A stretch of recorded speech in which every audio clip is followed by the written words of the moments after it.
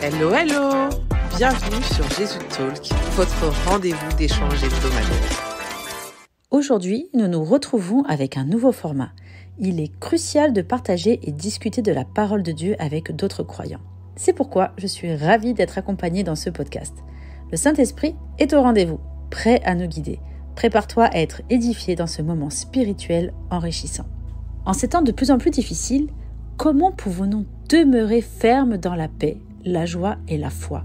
Pour répondre à cette question cruciale dans la marche chrétienne, je suis accompagnée aujourd'hui d'un frère en Christ pour pouvoir échanger ensemble sur la parole. On voit qu'on est clairement dans des temps de plus en plus difficiles.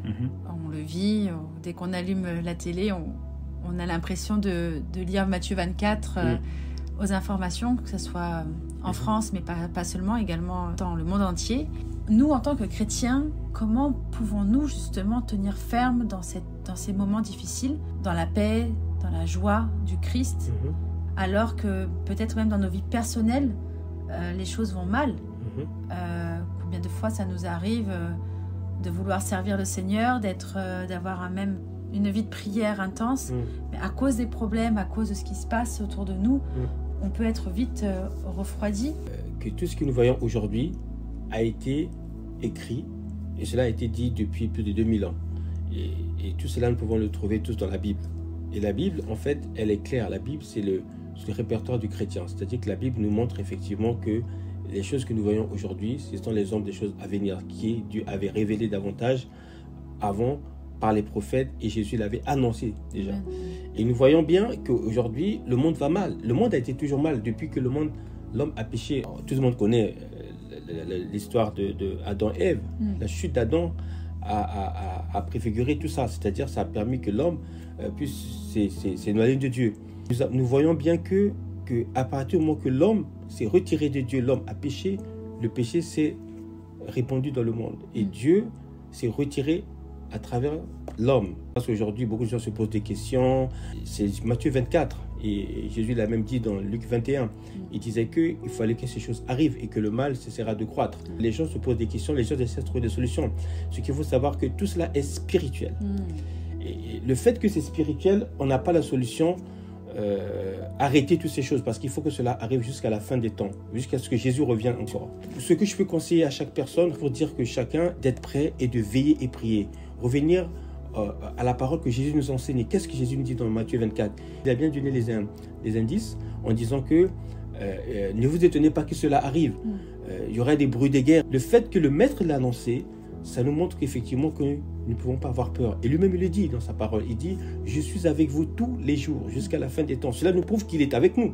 Il ne peut pas nous abandonner. Donc, j'invite à chaque personne de revenir à la parole, de la méditer, jour et nuit, comme le Seigneur nous l'a enseigné. Et pas juste la lire, mais à la méditer.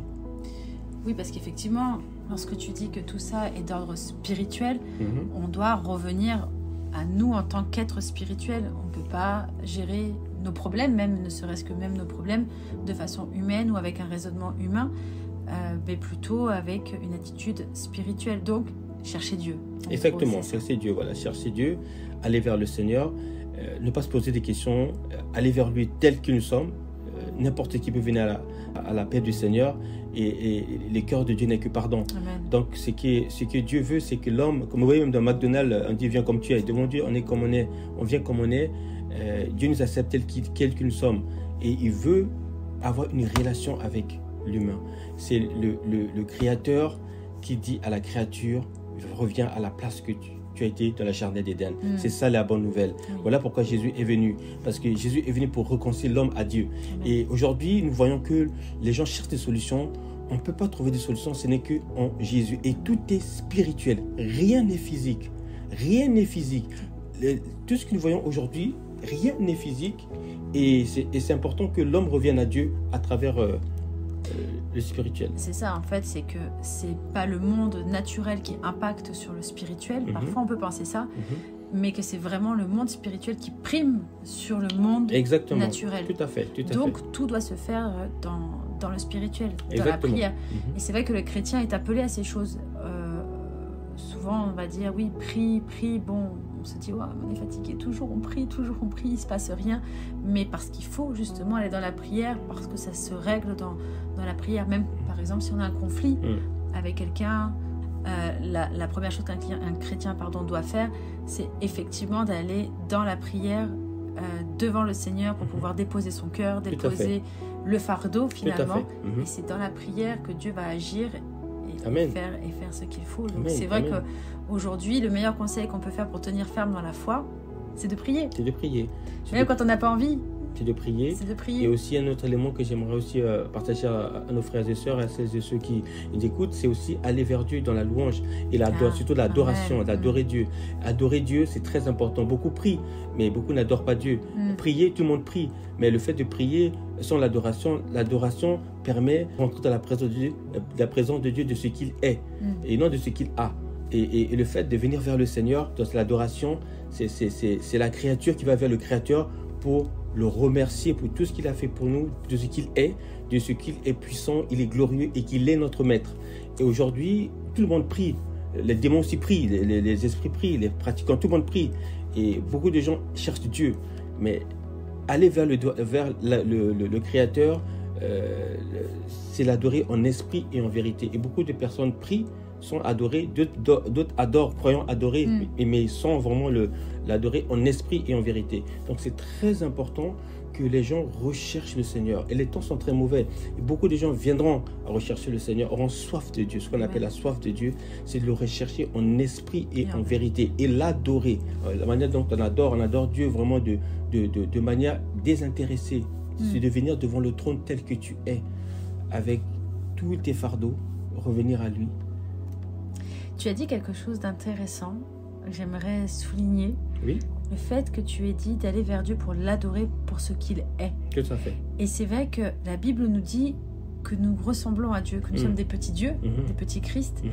Peut-être que ça peut choquer certains, mais le verset est réel. Tout à fait, oui. Et c'est vrai que lorsqu'on va vers Dieu pour l'adorer, c'est qu'on va lui ressembler. D'ailleurs, l'adoration, elle est peut-être même faite plus pour nous, à la limite, même que pour Dieu. Par exemple, quelqu'un qui adore l'argent, il va devenir matérialiste, forcément. Quelqu'un qui s'adule, lui, va devenir très superficiel. Mais quelqu'un qui adore Dieu réellement, en esprit en vérité, va ressembler à ce qu'il adore. Et donc, c'est pour ça que l'adoration a une place énorme. Et c'est vrai qu'on n'en parle peut-être pas assez. Et puis, souvent, on a aussi l'impression qu'adorer Dieu, c'est uniquement le dimanche, pour ceux qui sont dans des assemblées, au moment de la louange, de l'adoration, avec des frères et sœurs. Donc, c'est adorer Dieu, ça peut être en musique, en assemblée, en groupe, mais pas seulement, ça peut être aussi avec des paroles, des moments aussi où on proclame des choses à Dieu, mais c'est un moment intime avec le Seigneur. Tout à fait. Si nous adorons Dieu, nous ressemblerons à Dieu. Alors, je ne suis pas en train de dire que nous sommes Dieu, c'est pas ça, mais que forcément, en l'adorant, en étant dans sa présence, on est prédisposé à accueillir le Saint-Esprit et ce qui va changer notre façon de voir les choses, notre mentalité, notre façon de réfléchir, puisque là, on finira par réfléchir comme le Saint-Esprit, à voir comme Dieu voit, à parler comme Dieu parle, enfin réagir réellement selon les fruits de l'Esprit. Amen. Donc, conclusion, il y a tellement de choses à dire. Là, c'est vrai que pour tenir ferme dans la paix, la joie, la foi, c'est de veiller et prier, malgré que ça n'aille pas. Même si ça ne va pas dans notre sens, même si ça va mal, il faut redoubler dans la prière, redoubler même. Enfin, c'est même pas qu'il faut redoubler, il faut toujours prier et veiller, avoir cette attitude de prière, non, de façon désintéressée, comme tu l'as dit. On ne va pas vers Dieu pour simplement le fait d'obtenir quelque chose, mais plutôt pour une relation. On est bien d'accord. Tout à fait. Parce que Jésus, c'est une relation avant tout, ce n'est pas une religion. C'est vraiment une relation, c'est quelque chose qui se vit à deux, et c'est comme dans un couple, finalement. Dans un couple marié. Exactement. Même si ça va mal, tu vas ne plus, en espérant que ce ne soit pas le cas, ne plus parler à tes enfants ou à ton mari ou à ta femme parce que ça va mal, ou ne plus te nourrir ou nourrir ton foyer parce que ça va mal. Non, tu continues une vie et au contraire, normalement, tu t'accroches encore plus à la personne parce que tu as besoin de soutien. Et bien, c'est ce qu'il faut faire avec le Seigneur, c'est que quand ça va mal, c'est pas bouder. On aime bien bouder quand même, les chrétiens aussi. Ça, c'est sûr, on aime bien bouder. On est des grands boudeurs. On est des grands boudeurs. On aime bouder quand ça va pas dans notre sens, effectivement. C'est humain bouder. Et puis, surtout la patience quand les prophéties doivent arriver, parce que je pense que beaucoup nous-mêmes, on a vécu ces choses-là. Tout à fait, oui. On les vit encore aujourd'hui, des prophéties qui ne sont pas encore accomplies. On voit des choses qui se dessinent, et on se dit, mais à quel moment, comment tenir ferme? Et puis il y a cette chose qu'on oublie, c'est que la prophétie vient toujours du sens contraire. Exactement, toujours du sens contraire. C'est-à-dire que, comme un exemple, les gens croyaient que Jésus, quand on annonçait le Messie, les gens croyaient que les Juifs croyaient que Jésus allait venir une grande maison dorée ou autre. Une délégation royale. Si c'était en 2000. Avec des armées, autres. Mais c'est pas comme ça, le Fils de l'homme. Jésus, il est né dans un lieu de... Dans une crèche. Dans une crèche, merci. Merci pour la précision. Dans une crèche. On voit bien dans un lieu où il n'y avait que des pauvres. Il y avait des bœufs et autres. Et en même temps, c'était dans la saleté finalement. Enfin, il y avait sans doute des excréments d'animaux autour. Tout à fait. C'est ça la simplicité de Dieu. Et Dieu prend une chose vile de ce monde pour confondre les sages. Amen. Et en même temps, ce qu'il faut se mettre dans l'esprit, c'est que dans la prophétie, il vient sur une chose contraire. Dieu va annoncer que tu vas recevoir un enfant. Ben, la maman est stérile. Oui. On a vu l'arrivée du premier prophète d'Israël, qui est Samuel. Samuel, exactement. Voilà. Ouais. Samuel, sa maman, elle est partie dans la prière, elle a cherché la face de Dieu, elle a demandé à Dieu, elle a supplié à Dieu, elle a touché le cœur de Dieu. Et elle a dit qu'elle a consacré. Exactement. Le fait de alliance. consacrer est une alliance, mais on a bien vu qu'elle était stérile. C'est vrai. Voilà, malgré ça, elle était stérile. On va voir qu'Abraham, sa femme était stérile. Et pourtant, il y a eu une prophétie. Il y a une prophétie. La prophétie, elle n'est pas arrivée comme il a voulu. Il y a eu avec Ismaël et autres. Et voilà. Et donc, Abraham a tenu la promesse. Et Dieu a toujours tenu sa promesse. Dieu ne ment point. Et on voit même son fils Isaac, c'est pareil. On a vu aussi la situation aussi d'autres personnes dans la Bible qui étaient stériles. La Bible dit que Dieu même a mis la stérilité. Vous voyez, il a permis cette stérilité pour démontrer sa gloire. Amen. Et la prophétie vient toujours du sens contraire. Dieu va annoncer dans ton pays où vous aurez la paix, il y a la guerre. Dieu vous annonce que vous aurez la moisson, il y a la famine. Dieu vous annoncer vous aurez la restauration, c'est la désolation. Et c'est ce qui se passe aujourd'hui. On a vu que dans Canaan, quand vous avez avec les yeux physiques, c'était du désert, mais avec les yeux spirituels, c'était du pays du lait et du miel. Et voilà pourquoi souvent, pour faire attention, souvent il y a aussi ce qu'on appelle aussi dans le désert, il y a des mirages. Des mirages, merci beaucoup, des mirages. Et les mirages permettent, certaines prophéties sont des mirages. On a vu ce qui s'est passé avec Jacob. Jacob, c'était un menteur, mais Dieu l'a changé, Dieu l'a transformé. Et en même temps, Jacob, il a fait une promesse à Dieu qu'il a tenue. Vous voyez, il a dit au Seigneur, si le Dieu d'Abraham est avec moi, le Dieu de mon père Isaac est avec moi, eh ben, je donnerai 10% de mes revenus. Il avait fait ce vœu-là. C'est important aussi que nous-mêmes aussi tenons notre parole vis-à-vis de Dieu. C'est ce que j'allais souligner, effectivement, ça fait 2 fois qu'on en vient à parler de vœux. C'est ça, l'alliance avec Dieu. Et peut-être que parfois, nous, croyants, chrétiens, on pense que ce sont des choses à faire qui concernent uniquement des personnages passés de la Bible, mais c'est primordial. Très bien. De venir à Christ et de faire une alliance aussi avec le Seigneur. Amen. Il ne faut pas être gêné pour le faire. Ce ne sont pas que des pasteurs, des hommes de Dieu, des femmes de Dieu qui sont amenés à le faire. C'est que tout croyant, puisque nous avons une relation avec Dieu, c'est de faire cette alliance avec le Seigneur. Il y a des choses que le Saint-Esprit va déposer en nous. Il faut vraiment veiller, comme tu as dit tout à l'heure, à cette alliance, parce que Dieu, lui, est fidèle. Lui, il est fidèle. L'alliance qui est faite, il la respectera jusqu'au bout, de génération en génération. Mais nous aussi, on a notre part à faire. Mais voilà, juste pour dire qu'effectivement, c'est encore une chose qui est importante à faire dans notre vie de foi, y compris quand ça va mal, c'est de se rappeler de cette alliance avec le Seigneur, parce que lui ne l'a pas oublié. Exactement. Et donc finalement, si on écoute ce qu'on dit, si nous sommes dans une phase de notre vie qui est à l'inverse de la prophétie qu'on a reçue, on doit plutôt se réjouir. On doit se réjouir, parce que c'est Dieu fidèle, il garde sur sa parole. Et que finalement, on est sur le bon chemin de la prophétie. Et une chose qui est très simple aussi à comprendre, la fin des temps, tout le monde dit la fin des temps depuis longtemps, la prophétie c'est la fin des temps, mais la Bible dit que si Dieu n'avait pas abrégé, je l'ai même dit, s'il n'avait pas abrégé, Dieu n'avait pas abrégé des jours, personne ne serait sauvé. C'est vrai. Oui, donc la prophétie, elle est là, mais Dieu veille sur la prophétie pour l'accomplir. Amen. Il veille sur sa parole pour l'accomplir. Très important. Allez toujours dans sa présence. Il faut savoir une seule chose que j'ai répété, j'ai même souligné ça. On parle beaucoup de présence de Dieu, être dans la présence de Dieu. Mais en fait, c'est pas juste pour aller prier. Être dans la présence de Dieu, c'est toucher le cœur de Dieu. Amen. Et quand vous touchez le cœur de Dieu, vous pouvez être dans la présence de Dieu sans toucher le cœur de Dieu. Et voilà, et on touche le cœur de Dieu par l'adoration.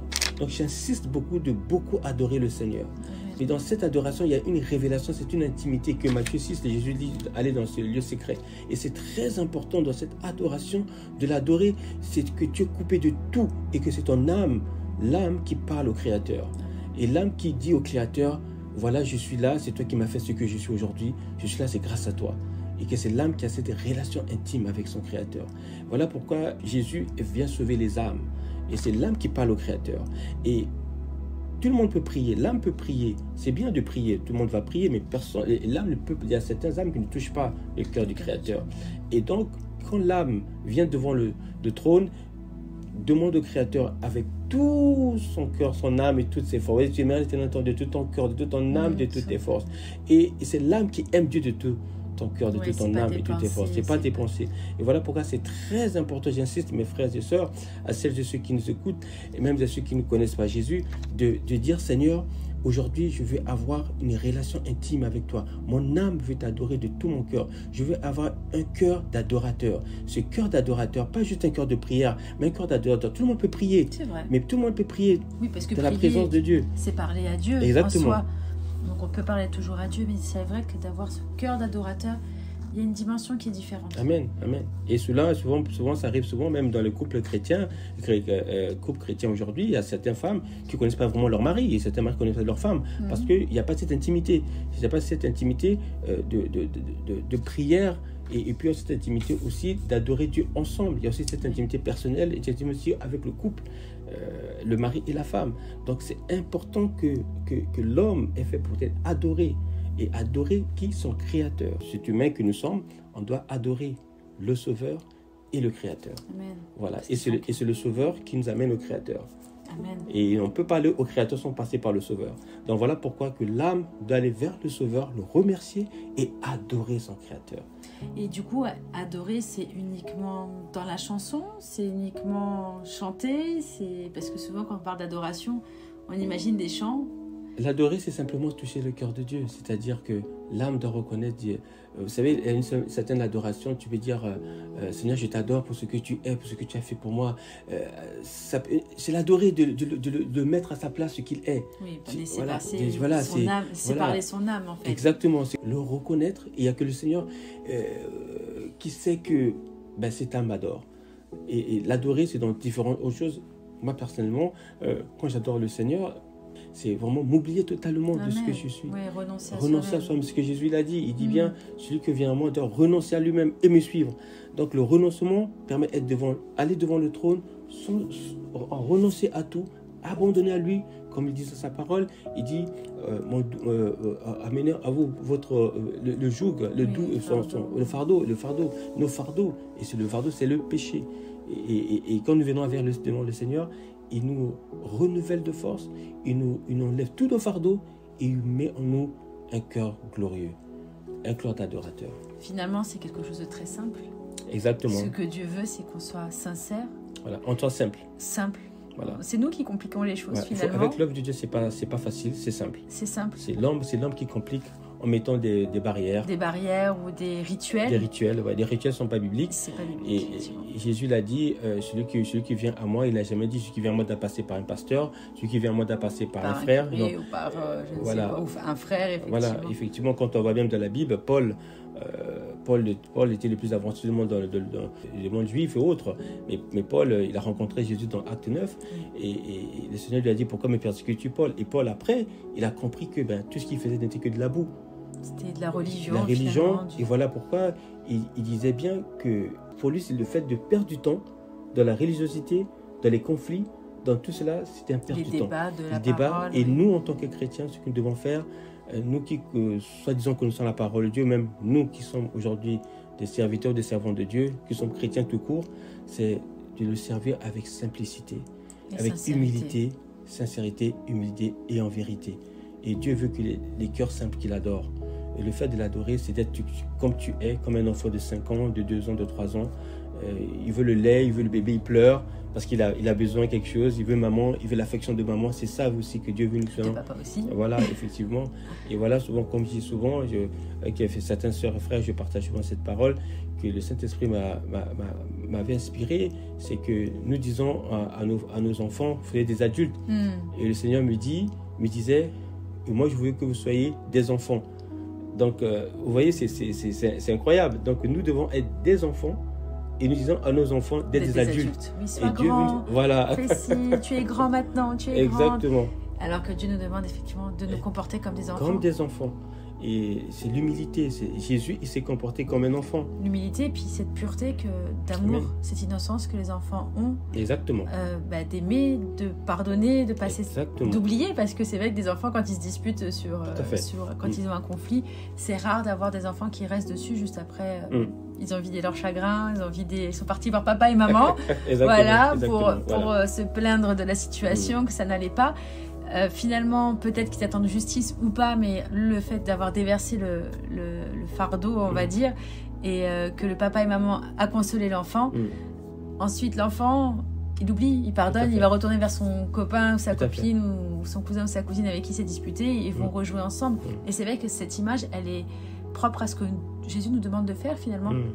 Chaque jour en tant que chrétien, c'est que lorsqu'on est humain, on est face aussi à des situations où nos cœurs sont peinés parce qu'on aime. Hein, d'ailleurs, Dieu merci qu'on a des sentiments et qu'on aime, parce que Dieu nous a créés comme ça, et que parfois on peut être blessé par certaines situations. Et Dieu, ce qu'il nous demande de faire, c'est que ce n'est pas de les gérer nous-mêmes, c'est de se taire, d'aller vers lui, comme un enfant ferait pour aller voir son papa ou sa maman, d'aller vers lui, de déverser ce chagrin auprès de lui, et de le laisser nous consoler en premier. Amen. Et après, s'il doit nous justifier, il nous justifiera. S'il doit nous reprendre parce que c'est nous qui avons tort, il le fera avec toujours son amour et sa bienveillance pour nous, justement, nous changer.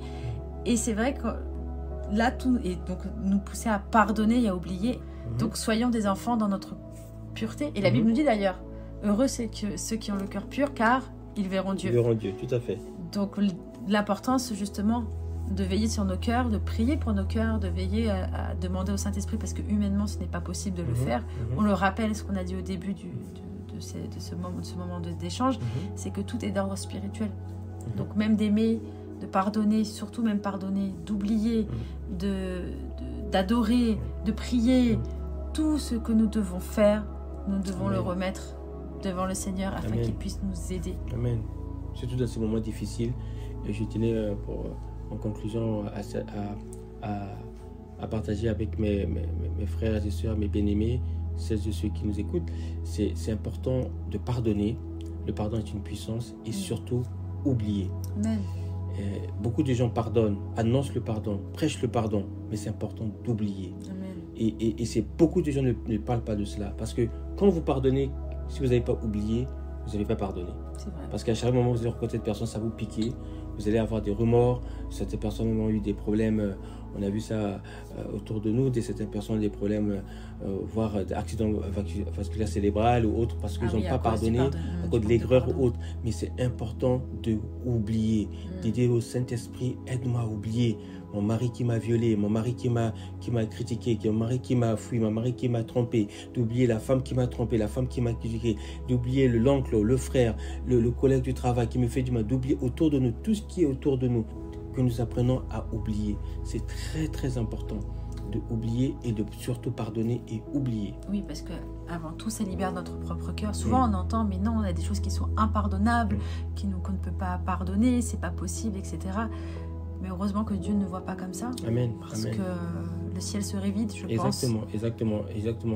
C'est vrai. Jésus l'a dit, sans moi, vous ne pouvez rien faire. Donc, il est temps, il est prêt que nos frères et sœurs essaient d'oublier les pasteurs, essaient d'oublier, même moi qui parle, essaient d'oublier d'autres personnes. Il n'y a que Jésus. Oui, c'est d'aller vers Jésus. D'aller vers Jésus. Et c'est lui qui est le socle. C'est lui qui est le il n'y a pas besoin de médiateur, d'intermédiaire. Voilà. Il n'y a que lui. Il n'y a pas de religion comme lui. Il n'y a pas de religion, c'est une relation. Personnelle, j'ajouterais. Une relation personnelle avec lui et une rencontre personnelle. Et quand vous le rencontrez personnellement, vous le vivez personnellement. Vous le verrez vivement à l'œuvre dans votre vie. Jésus, il se vit et il se démontre. Donc le fait de le vivre, de le chercher, on le trouve, comme il a dit, cherchez-moi et vous trouverez. Amen. Et c'est un peu comme dans un couple, on en revient un peu de comparer à cela, mais un couple, ils ont une rencontre, une relation personnelle, intime entre eux. Exactement. Il n'y a pas de médiateur entre les deux pour pouvoir parler à son mari ou sa femme ou avoir des moments d'intimité avec son mari ou sa femme. Il n'y a pas de médiateur. D'ailleurs, heureusement, ce serait très bizarre. Et c'est ce qu'il faut se dire, qu'avec Dieu, c'est ce qui se passe en fait. C'est tellement personnel et intime cette relation. Et c'est ce qu'il veut, lui, justement, d'avoir cette relation intime avec nous, qui que nous soyons. Et il y a vraiment aucun péché que Dieu ne peut pas pardonner, si ce n'est le blasphème au Saint-Esprit.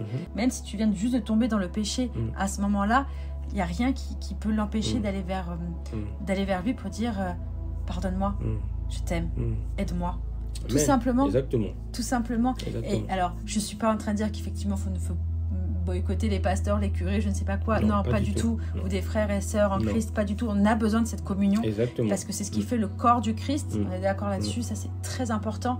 Mais il faut faire attention à ne pas basculer dans une sorte d'idolâtrie. Tout à fait. C'est que même si on a besoin de prière et d'avoir un soutien dans la prière et dans la foi, c'est une très bonne chose d'aller vers des frères en Christ. Mais il faut avoir le premier réflexe. D'aller prier, de demander pardon. Avoir la conviction de cet acte commis ou autre, et aussi avoir le regret. Et d'avoir envie de changer. Exactement, parce que le regret te permet de repentance. Et c'est important, la repentance, c'est le regret. Regretter ce que l'acte a commis, et c'est l'âme qui regrette. L'âme regrette d'avoir commis ceci. Le Saint-Esprit permet que nous puissions avoir une intimité avec lui, et le connaître aussi, d'avoir une intimité personnelle avec la personne du Saint-Esprit. Et c'est la personne du Saint-Esprit qui nous amène vers le Seigneur. Et sans le Saint-Esprit, on ne peut pas avancer avec Dieu. Parce que le Saint-Esprit, c'est lui qui nous équipe de tout, du fruit de l'Esprit et autres. Donc c'est important d'avoir cette relation avec le Saint-Esprit. En lisant Saint-Esprit, il n'y a pas besoin de code, il n'y a pas de secret. La seule chose, c'est aller, Saint-Esprit, je n'arrive pas à te connaître, je ne te connais pas, révèle-toi à moi, touche-moi, je veux te vivre. À partir d'aujourd'hui, aide-moi à marcher comme toi, comme ce que Jésus veut. Glorifie ton nom, le nom de Jésus dans ma vie. Vous allez voir, votre vie va plus jamais être la même. Parce qu'il va vous emmener dans le jeûne et la prière, il va vous emmener dans la repentance, il va vous empêcher même à pécher, vous amener à voir des choses extraordinaires. Pourquoi? Parce qu'il est saint. Cet esprit touche les cœurs de chaque personne qui va nous écouter. Permet aussi que cette personne puisse avoir une relation avec toi, une relation avec Jésus, une relation avec le royaume des cieux. Donc oui, clairement, c'est avoir une relation personnelle et intime avec le Saint-Esprit pour nous aider à être transformés. La transformation ne peut pas se faire tout seul. L'abandon du ou des péchés, enfin peu importe comment on le vit, mais quand on parle de péché, on ne parle pas que forcément de voler, etc. C'était vraiment, comme tu l'as souligné tout à l'heure, de la désobéissance. Et puis parfois, on est maintenu captif dans des raisonnements, dans la tristesse, la dépression, et ce qui fait qu'on répète des schémas à cause de nos blessures, etc. Et Dieu, ça, il veut qu'on lui donne. Il veut qu'on lui donne pour justement nous transformer, nous changer, parce que lui, ce qu'il veut, c'est qu'on soit dans la paix. Est-ce que tu aurais un petit mot justement d'encouragement pour nous aider? Toi qui nous écoutes, que le Saint-Esprit touche ton cœur, que le Saint-Esprit essuie tes larmes, essuie les larmes de ton cœur, les larmes de ton cœur, que le Saint-Esprit te visite là où tu es en cet instant, et qui te donne cette paix, qui te donne cette joie. Toi qui as été accusé, toi qui as été humilié, toi qui as été insulté, toi qui as perdu une personne chère, toi qui as été abandonné, l'Esprit de Dieu me dit de te dire que tu n'es pas abandonné.